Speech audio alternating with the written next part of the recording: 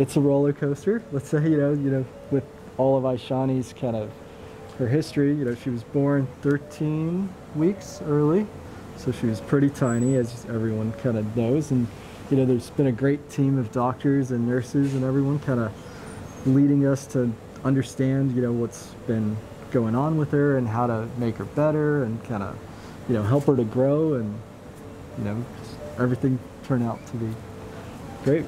As she was prematurely born, so the breastfeeding, like as a normal baby is born, the baby is directly breastfed, but as she is born prematurely, so that is one of the challenge. She is being bottle fed, and I am still working on the breastfed, and I cannot give my most of the day as a normal baby is given.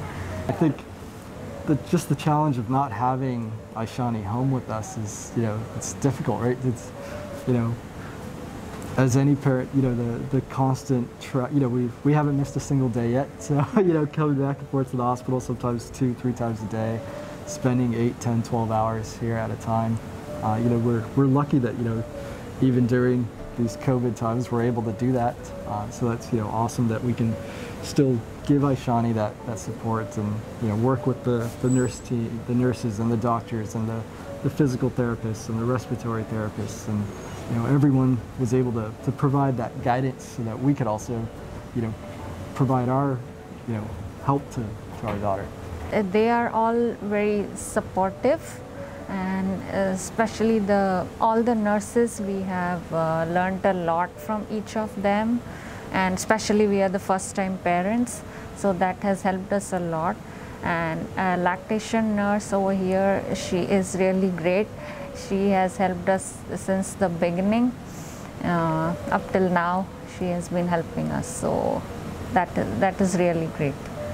The level of care here at Good Sam's great. It's awesome to be in this level 3 NICU that has that care for our daughter. But yeah, so hopefully someday soon, and that'll be great just to be able to show her our backyard and show her the living room and have her crawling around and breaking stuff, right?